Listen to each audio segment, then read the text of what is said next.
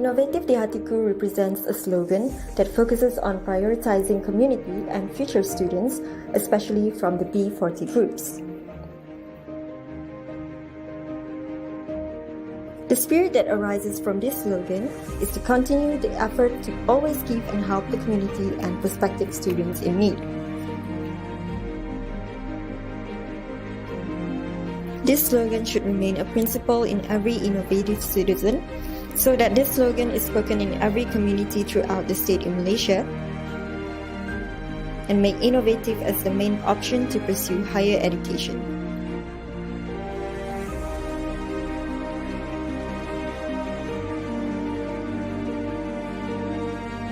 Inovatif di hatiku. Inovatif di hatiku. Inovatif di hatiku. Inovatif di hatiku. Innovative di hatiku.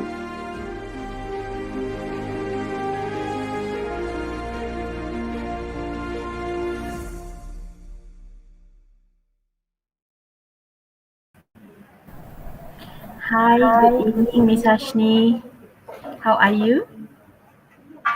Khauselyia, how are you? I'm fine, thank you. So thank you very much for joining us today, Miss Haashini.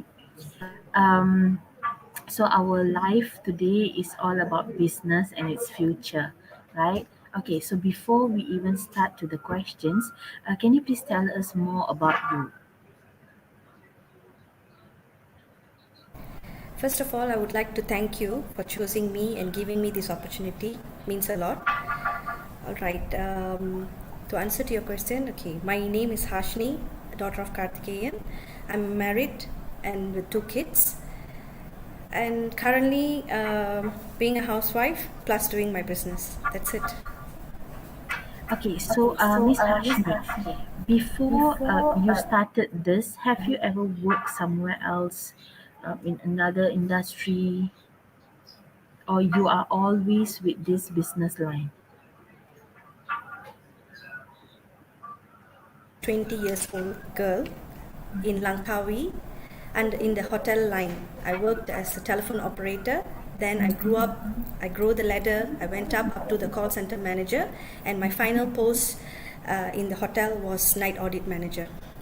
So once I finished my hotel journey, I switched to DG Telecommunication as a store assistant manager. So when I was there working, taking care of my kids, and when my husband managed to, cover everything up and with a good finance situation, that's when he asked me to take a break and be a housewife. So I became a housewife since 2015. Okay. So what actually makes you choose this field?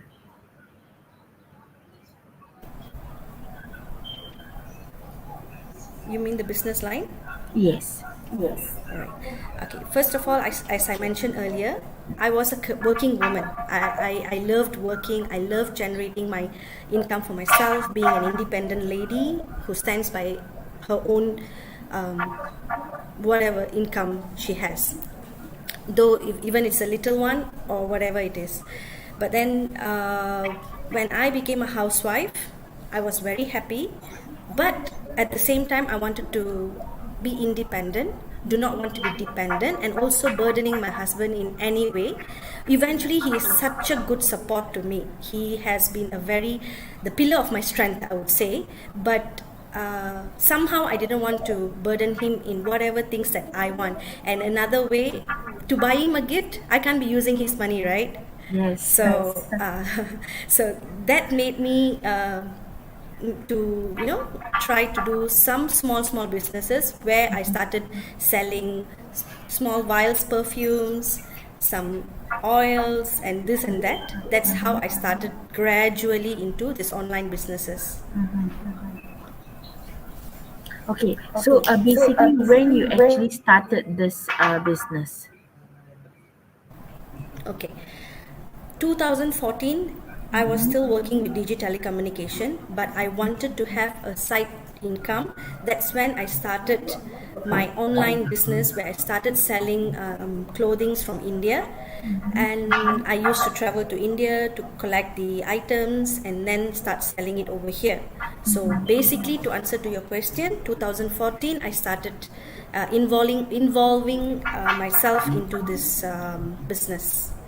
Which is almost 7-8 years, right? Right. Okay, so when you thought of starting your own business and all that, right?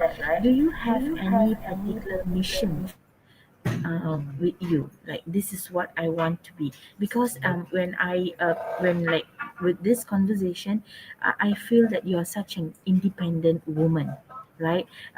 You have a lot of things that you wanted to achieve, even though you feel that your husband can support you, financially you're okay, but you always have this mission: I need to do something for myself, I need to do something to help, rather than I just sit at home, expecting his money and all that. So I'm sure that you have your own mission, right? So can you share with us a bit of your mission? It can be help for those who wanted to be like you. Thank you.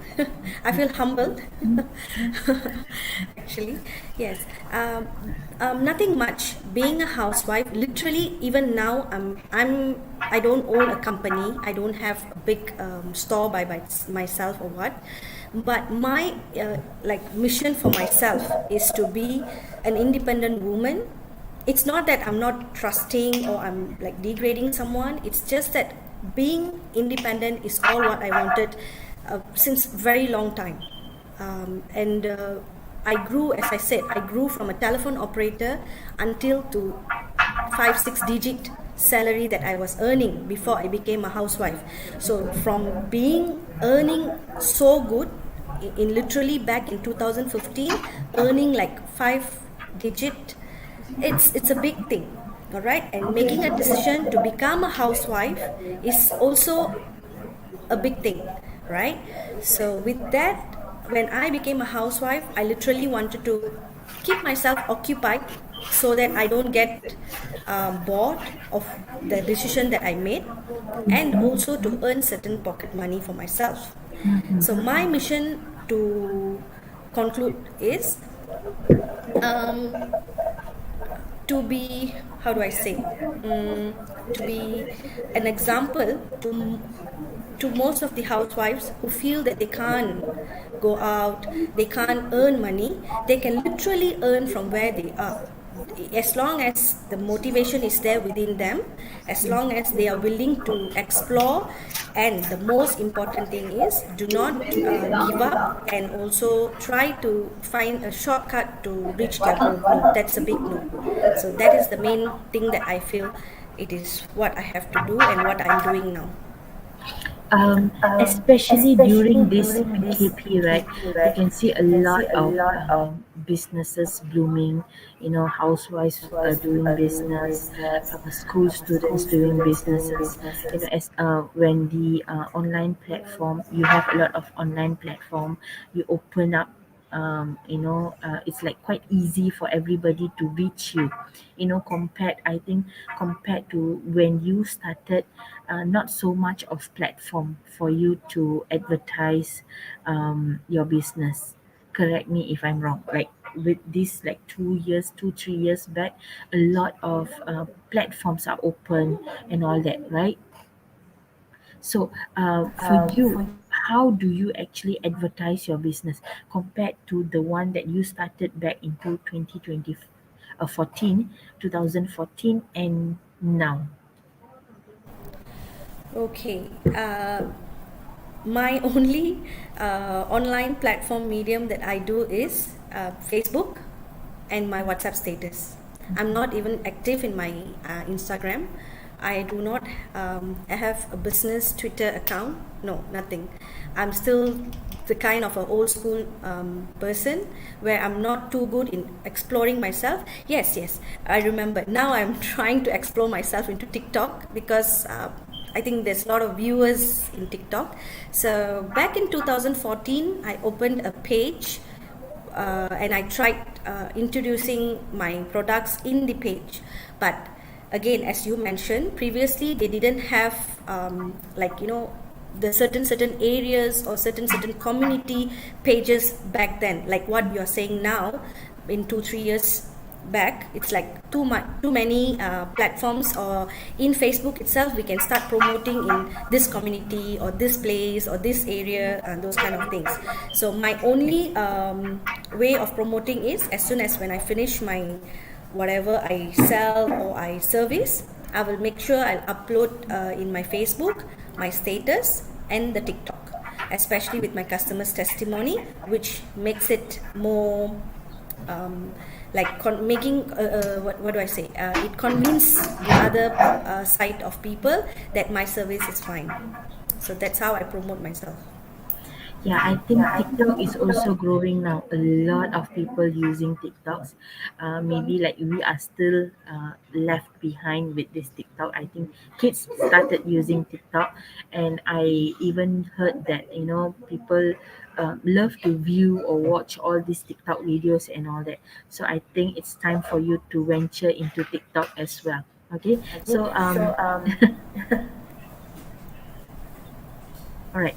So what kind of services or products that you actually offer? Because when you said that you started with doing clothing, right, and then you also sold some perfumes, if I'm not mistaken, right? So after that, besides clothing and perfumes and all that, or are you still doing that, or have you moved your business to something else? Okay, let me briefly tell you what actually went from back 2014 to now. I started selling clothing from India, which I took from Klang. Firstly, I took it from Klang. Then I started venturing myself, traveling myself to India for me to get the goods here and start selling. So I didn't have SSM then. Then gradually back in 2015, when after I became a housewife, I took SSM. I applied SSM.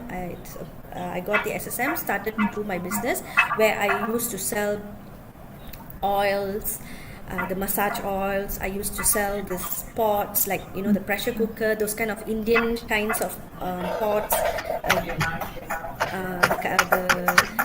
clothing, saris, hot pots, whatever, just name it. I used to sell. Then gradually I moved to do surprise delivery. I ventured myself into a new thing during this PKP 2020. I started doing my surprise delivery. So even I started doing my surprise delivery, I still continue selling my oils, my kitchen products, saris, and everything. I still continue doing whichever area that I can still find a way to get a decent income for myself. I still do. Nice. Okay. How surprise delivery is something I think a lot of people looking forward, right? Even like clothing and all that, you can have a lot of clothes shops, in Facebook, or physically you can walk in, but people still love to buy online and all that, right? But I feel that this surprise delivery is something that you see, as time moves, as we grew technologically, we are growing and all that. I think we are getting lazy, right? Those days, if you wanted to buy gift for your loved one, you will go up down 10 floors, to get things and all that. But now what even I do is I will just look for a delivery service and all that, and then they will have all sorts of packages for babies to 70 years old people, this kind of thing. And you just have to choose, or you can even custom it. You can ask for whatever that you want, and they will do it for you. They are the one that will actually go to all the shops and get your things done, right? So do you think like it's a hassle for you, or have you ever felt tired doing this? Or maybe you can share us some memories when you are doing this. I'm sure that you have lots of memories, right? Good memories, that you feel good because you are doing something to make someone else happy. You're putting a smile on another person. So do you have something that you can share with us? Yes. First of all, to tell you about the surprise delivery, I started it just to make sure that I'm trying to provide a good hospitality, since I came from a hospitality industry. I came from hotel where we always try to make our guests happy. So we serve them wholeheartedly. So being a hotelier, so I feel that I can provide a good service to my clients. So then started this PKP. Okay, I started surprise delivery back in 2020 June during the Father's Day period. So my first delivery started June for Father's Day. So that was just one or two. That's when nobody knew me. So those who was like very close to me, they knew me, and my friends supported me. But now it's like bombarded. I've been like known by everyone. Even like sometimes I get calls from Singapore, I get calls from Hyderabad, I get calls from Sabah, Kota Kinabalu for delivery services. Even now for Valentine's Day, someone has requested me to go to Malacca, but eventually I can't go to Malacca. So to that extent, I've grown my business. So my great memories doing surprise delivery is I make people happy. I try implementing, or I try doing new things for them. I try to make the small girl laugh. Even the father is not here, the father is back in Singapore, or the father is not here. I try making the child happy. Like just she will not be missing her father in that sense. My greatest memory, the first memory that I literally shed tears when I did the surprise delivery was that was 2 years back, not last year. That was 2020 October. This one guy worked in Singapore for I don't know how long he was working there, but what I know is as soon as he got married, the second week or the third week he went to Singapore, and the wife got pregnant during that period, and he left her when she was pregnant, the early stage, and he wanted to come back for her delivery. He came back. He booked me. He wanted to wear the mascot, so he ordered a beautiful bouquet with lights, with the photos of them together, everything. So when we went to do the delivery, she was surprised. She was like, "Today is not my birthday. Then why are you coming with a bouquet, with a mascot, and those kind of things?" So with all these dramas, and I wished her, and the recording that he sent me before coming, I played the recording, and she was already in tears saying that, "Oh, my husband can't be with me now because he's stuck in Singapore." But in few minutes, when he opened up the mascot's head, the Mickey Mouse head, she started screaming and crying, and she was hugging him, hugging me, hugging him, hugging me. It's like she was literally what do I say? She's not sure what to do. But thank God the guy came back. The third day she delivered the baby. It was a baby girl. Yes. So he even called me, said, "Sister, thank you so much for making my wife happy. I'm so happy about your service, and thank you," and those kind of things. And he even shared the baby's photo with me. So I feel that the human connect, the touch, when you do something passionately, like wholeheartedly, that you want to make sure that whatever you do, the client or the like me, in case if I'm going for a delivery, the person is not there, but I am actually representing the other person literally to the family members or girlfriend, boyfriend, or their friends. So I have to make sure that whatever they feel, it's conveyed correctly, not the sake of taking money from a customer and just go and deliver. I have to make sure that the person who's receiving it is happy, the person who's sending it is happy, and most important, I am happy to receive the money, in a nicer way. I was about to say that you are the representative of the customer, or the person that booked you. Mostly when people do a surprise delivery, it's because maybe they are far or they're working and all that. So they wanted to see the effort,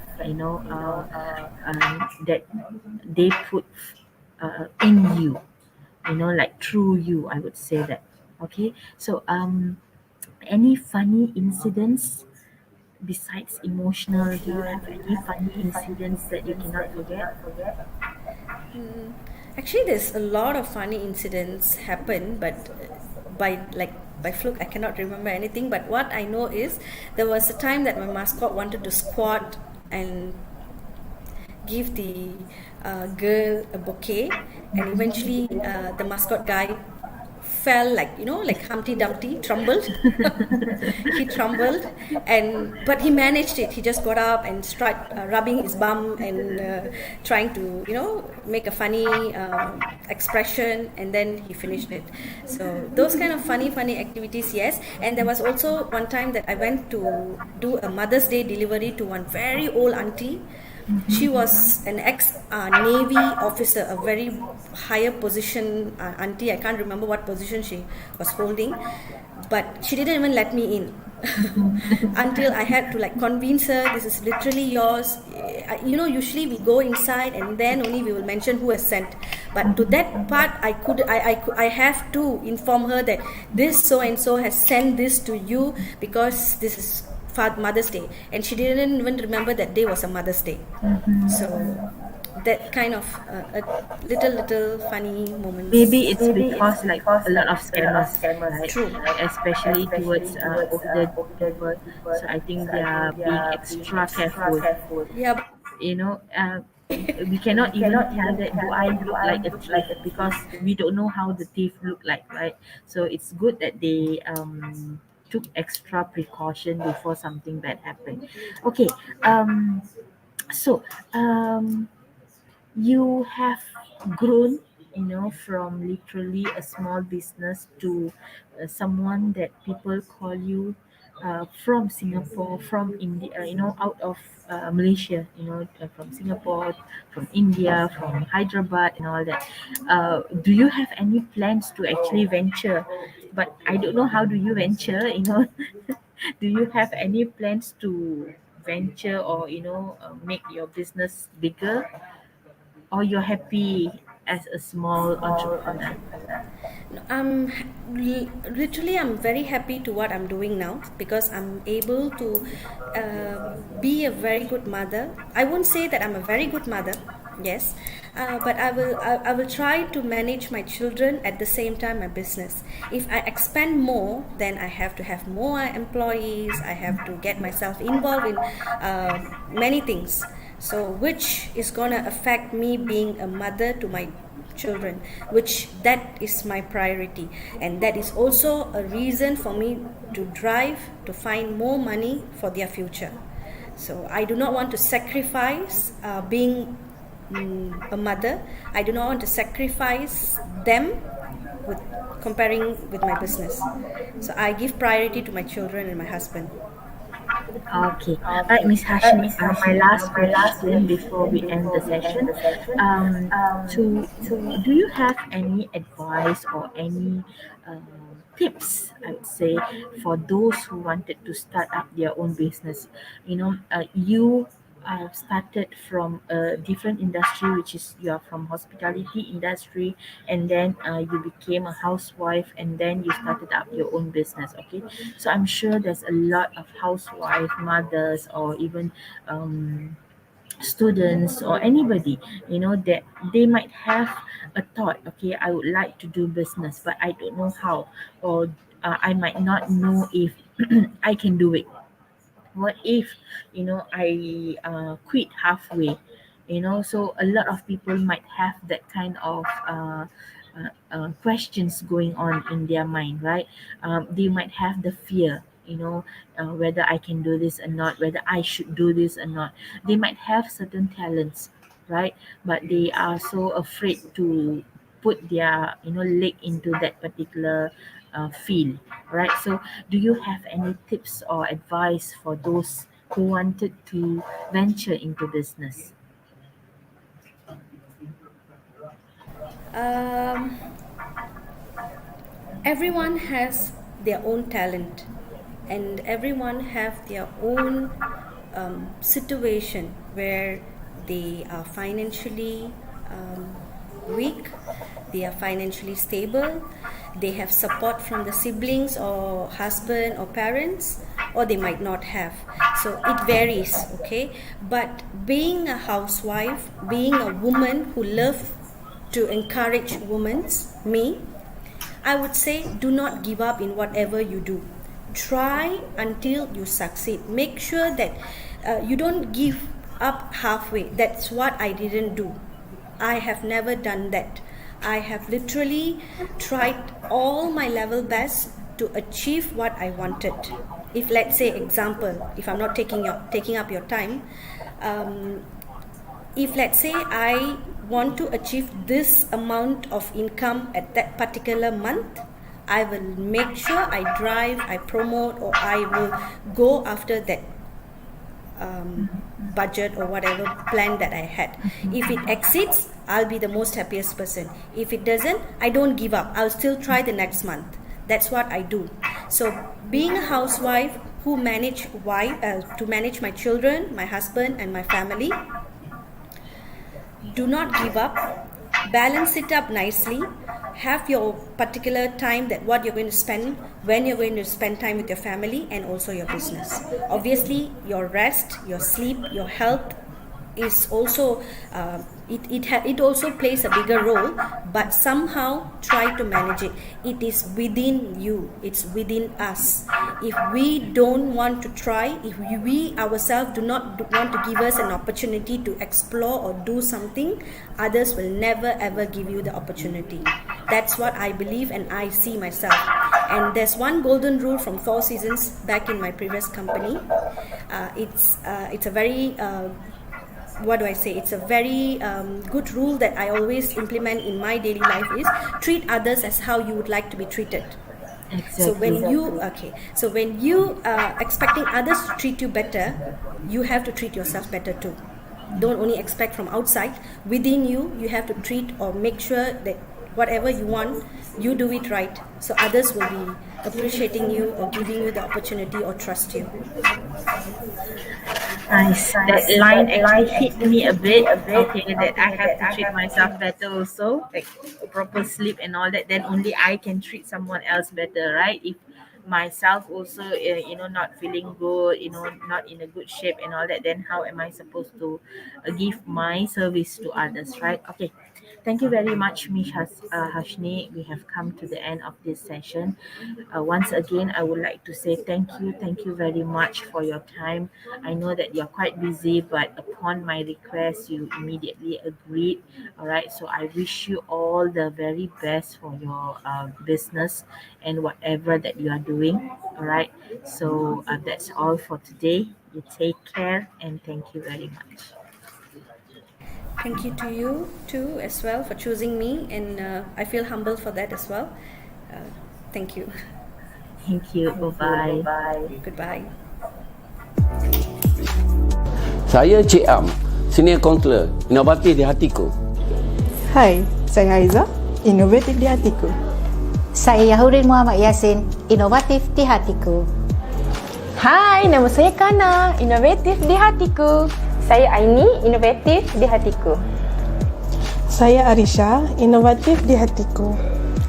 Hai, saya Ain, inovatif di hatiku. Saya Wanu Fazira, inovatif di hatiku. Saya Nurfahana binti Zul, inovatif di hatiku. Saya Asma Amanina, inovatif di hatiku. Hai, saya Hamka, inovatif di hatiku. Saya Muhammad Helmi bin Abdul Rahman, inovatif di hatiku. Nama saya Nurul Al-Akila, penolong pendaftar Kolej Inovatif Antarabangsa Inovatif di Hatiku. Hai, nama saya Ahmad Faiz bin Al-Razak, Inovatif di Hatiku. Saya Abdul Rahman bin Kasbi, pendaftar Kolej Antarabangsa Inovatif. Inovatif di Hatiku.